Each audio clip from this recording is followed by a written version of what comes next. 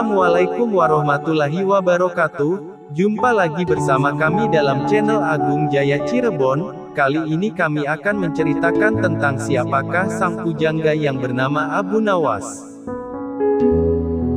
Nama asli Abu Nawas adalah Abu Ali Al-Hasan bin Hani Al-Hakami.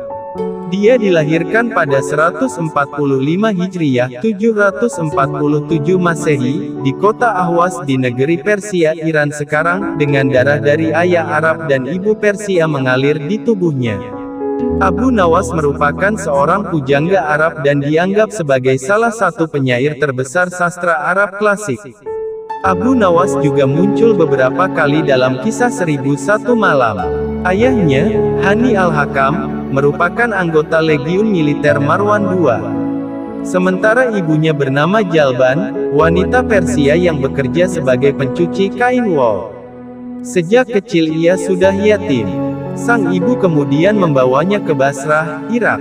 Di kota inilah Abu Nawas belajar berbagai ilmu pengetahuan. Masa mudanya penuh perilaku kontroversial yang membuat Abu Nawas tampil sebagai tokoh yang unik dalam khazanah sastra Arab Islam. Meski begitu, sajak-sajaknya juga syarat dengan nilai spiritual, di samping cita rasa kemanusiaan dan keadilan. Abu Nawas belajar sastra Arab kepada Abu Zaid Al-Ansori dan Abu Ubaidah. Ia juga belajar Al-Quran kepada Yakub Al-Hadrami.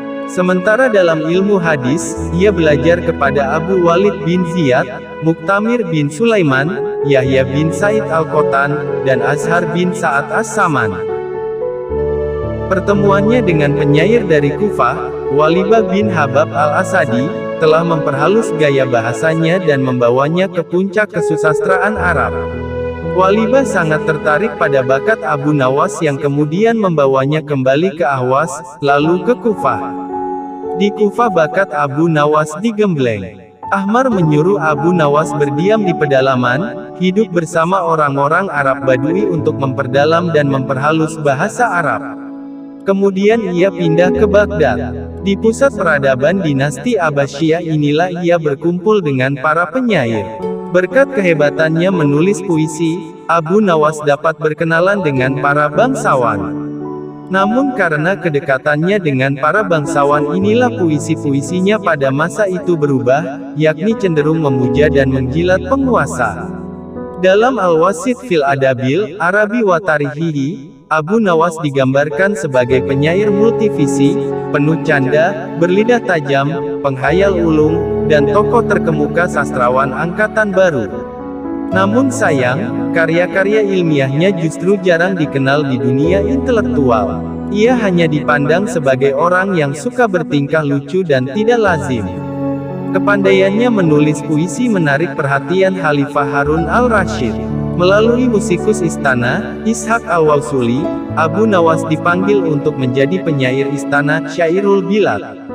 Sikapnya yang jenaka menjadikan perjalanan hidupnya benar-benar penuh warna. Kegemarannya bermain kata-kata dengan selera humor yang tinggi seakan menjadi legenda tersendiri dalam khazanah peradaban dunia. Kedekatannya dengan kekuasaan juga pernah menjerumuskannya ke dalam penjara. Pasalnya, suatu ketika Abu Nawas membaca puisi kafilah Bani Mudar yang dianggap menyinggung Khalifah. Tentu saja Khalifah murka, lantas memenjarakannya. Setelah bebas, ia berpaling dari Khalifah dan mengabdi kepada Perdana Menteri Barmak. Ia meninggalkan Baghdad setelah keluarga Barmak jatuh pada tahun 803 Masehi. Setelah itu ia pergi ke Mesir dan menggubah puisi untuk Gubernur Mesir, Hasib bin Abdul Hamid al-Ajami. Tetapi, ia kembali lagi ke Baghdad setelah Harun al-Rasyid meninggal dan digantikan oleh Al-Amin. Sejak mendekam di penjara, syair-syair Abu Nawas berubah menjadi religius. Jika sebelumnya ia sangat pongah dengan kehidupan duniawi yang penuh glamor dan hura-hura, kini ia lebih pasrah kepada kekuasaan Allah. Memang, pencapaiannya dalam menulis puisi diilhami kegemarannya melakukan maksiat. Tetapi, justru di jalan gelap itulah, Abu Nawas menemukan nilai-nilai ketuhanan. Sajak-sajak tobatnya bisa ditafsirkan sebagai jalan panjang menuju Tuhan. Meski dekat dengan Sultan Harun al-Rasyid, Abu Nawas tak selamanya hidup dalam kegemerlapan duniawi. Ia pernah hidup dalam kegelapan, tetapi yang justru membawa keberkahan tersendiri. Seorang sahabatnya, Abu Hifan bin Yusuf bin Dayah, memberi kesaksian, akhir hayat Abu Nawas sangat diwarnai dengan kegiatan ibadah. Beberapa sajaknya menguatkan hal itu. Salah satu bait puisinya yang sangat indah merupakan ungkapan rasa sesal yang amat dalam akan masa lalunya. Mengenai tahun meninggalnya, banyak versi yang saling berbeda. Ada yang menyebutkan tahun 190 Hijriah atau 806 Masehi, ada pula yang 195 Hijriah atau 810 Masehi, 196 Hijriah atau 811 Masehi. Sementara yang lain tahun 198 Hijriah atau 813 Masehi dan tahun 199 Hijriah atau 814 Masehi. Konon Abu Nawas meninggal karena dianiaya oleh seseorang yang disuruh oleh keluarga Naubahti, yang menaruh dendam kepadanya.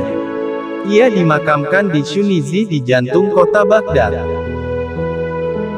Demikianlah video kami yang singkat ini. Kalau ada salah kata kami minta maaf. Sebelum pamit tolong bantu channel kami agar lebih berkembang dengan cara subscribe, like, komen, dan juga share. Terima kasih. Wassalamualaikum warahmatullahi wabarakatuh.